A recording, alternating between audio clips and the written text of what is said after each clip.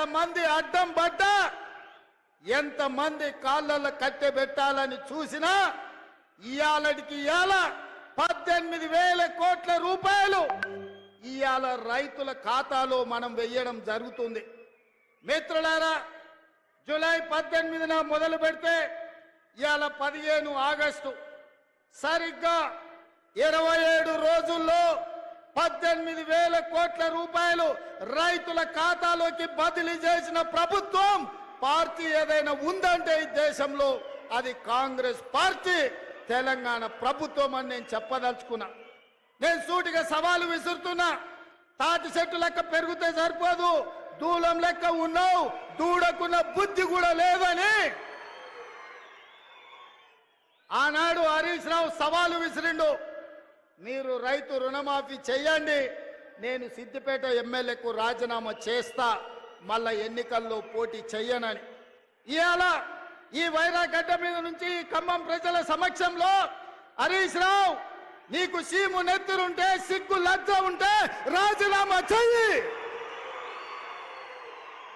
నువ్వు కూడా నీ మామలాకనే సిగ్గు లేనోనివైతే ఏట్ల దుంకి సావు అని చెప్పి నేను ఈ సందర్భంగా చెప్పదలుచుకున్నా.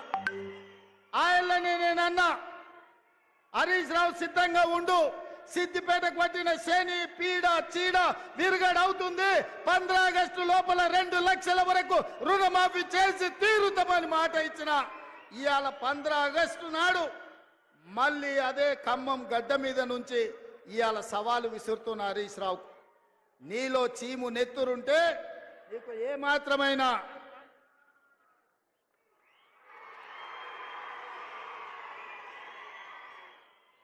ఏమాత్రమైన సిగ్గు శరం ఉంటే రాజీనామా చెయ్యి. నువ్వెట్లాగూ రాజీనామా చెయ్యవు, నీది సిగ్గులేని జాతి. అందుకే ఇవాళ నువ్వు రాజీనామా చేయకపోతే అమరవీరుల స్తూపం దగ్గరకు వచ్చే ముక్కు నేలకు రాజు కాంగ్రెస్ పార్టీ మీద సవాలు విసిరినందుకు తెలంగాణ రైతాంగం క్షమించండి. మాట తప్పని పార్టీ కాంగ్రెస్ పార్టీ రుణమాఫీ చేసింది. నేను విసిరిన సవాల్ను వెనక్కి తీసుకుంటున్నానని తెలంగాణ రైతాంగానికి క్షమాపణ చెప్పు. ఇవాళ నేను ఒక్క మాట అడగదలుచుకున్నా, నేను గుర్తు చేయదలుచుకున్న ఈ ఖమ్మం ప్రజలకు. ఆనాడు ఖమ్మం జిల్లా రైతాంగం, ఇంతకుముందే మా రామదాస్ గుర్తు చేసిండు, ఆనాడు ఖమ్మం జిల్లా రైతాంగం పండించిన మిర్చికి గిట్టుబాటు ధర అడిగితే గిట్టుబాటు ధర ఇవ్వకుండా దళారులు దోపిడీ చేస్తుంటే, దందాలు చేస్తుంటే ఆ ప్రజలకు కోపం వచ్చి చిర్రెత్తుకొచ్చి తిరుగుబాటు చేసింది. దళారులను శిక్షించి దళారులకు బేడీ లేచి జైలుకు పంపించాల్సిన కేసీఆర్ ప్రభుత్వం ఆనాడు ఈ ఖమ్మం జిల్లా రైతాంగాన్ని అరెస్టు చేసి జైల్లో పెట్టి బేడీ లేచి బజార్లు నడిపించింది. ఆయల్లా రైతాంగానికి అండగా నిలబడడానికి ఈ ఖమ్మం జిల్లాలో నేను పర్యటనకు వచ్చిన. ఆయల్లా మీకు అందరికి గుర్తుండాలి, సంటి బిడ్డను భార్య సంకలు ఎత్తుకొని బస్సులో బేడీ లేచి తీసుకెళ్తున్న భర్తకు తన సంటి బిడ్డను చూపించడానికి పోతే కర్కశంగా పోలీసులు ఆడబిడ్డ మీద దాడి చేసిరు. ఆయల్లా ఆ కుటుంబాన్ని కూడా పరామర్శించడానికి నేను ఈ ఖమ్మం జిల్లాకు వచ్చిన. ఇదే కాదు, ఎన్నికల సందర్భంలో కూడా పాదయాత్ర చేస్తూ ఈ వైరాకు వచ్చిన.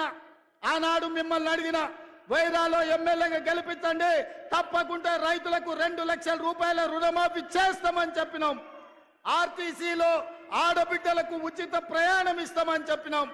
అదే విధంగా ప్రతి పేదవాడి ఇంటిలో 200 యూనిట్లు ఉచిత కరెంటును అమలు చేస్తామని చెప్పినాం. రాజీవ్ ఆరోగ్యశ్రీ పథకాన్ని 10 లక్షలకు విస్తరిస్తామని చెప్పినాం. ఇదే కాదు, పేదవాడి ఆత్మ గౌరవమైన ఆనాడు డాక్టర్ వైఎస్ రాజశేఖర రెడ్డి గారు ఉన్నప్పుడు ప్రతి పేదవాడికి ఇందిరమ్మ ఇల్లు ఇచ్చి గ్రామాలలో, గూడాలలో, తండల్లో ప్రతి దళితుడు, గిరిజనుడు ఆత్మ గౌరవంతో బ్రతికే విధంగా ఆనాడు ఇందిరమ్మ ఇల్లు ఇస్తే డబుల్ బెడ్రూమ్ ఇల్లు ఇస్తా అని తెలంగాణ సమాజాన్ని, ముఖ్యంగా దళితులను, గిరిజనులను కేసీఆర్ మోసం చేశాడు. అందుకే పొంగులేటి శ్రీనివాసరెడ్డి గారి శాఖ, గృహ నిర్మాణ శాఖ నుంచి ప్రతి పేదవాడికి ఇల్లు ఇవ్వాలన్న లక్ష్యంతో ఈ సంవత్సరం ప్రతి నియోజకవర్గంలో 3,500 ఇందిరమ్మ ఇండ్లు, రాష్ట్రం మొత్తం 4,50,000 ఇండ్లను ఇవాళ పేదలకు మంజూరు చేసి ఇవాళ పేదలను ఆత్మగౌరవంతో బ్రతికించే విధంగా కార్యక్రమాలు తీసుకున్నాం. ఇన్ని కార్యక్రమాలు సెప్టెంబర్ 17, 2023 నాడు రాజీవ్ గాంధీ ప్రాంగణం తుక్కుగూడలో సోనియా గాంధీ గారు 6 గ్యారెంటీలను తెలంగాణకు ఇస్తే ఆ గ్యారెంటీలను అమలు చేసే ప్రయత్నం నిరంతరం నా మంత్రివర్గ సహచరులతోని మేము కష్టపడుతున్నాం. అందుకే మిత్రులారా, ఇవాళ మేము చేస్తున్న సంక్షేమం, మేము ప్రయత్నం చేస్తున్న అభివృద్ధిని చూసి ఓర్వలేక ఇవాళ టీఆర్ఎస్ నాయకులు ఉన్నవి లేనివి మాట్లాడుతున్నారు. నేను అడుగుతున్న కేటీఆర్ను, ఇవాళ ఆయన మాట్లాడుతుండు కాంగ్రెస్ పార్టీ మోసం చేసిందని. ఓరి సన్నాసి, అసెంబ్లీ ఎన్నికల్లో 39 సీట్లు ఇస్తే పార్లమెంటుకు వచ్చే వరకల్లా గుండు 0 ఇచ్చిండ్రు.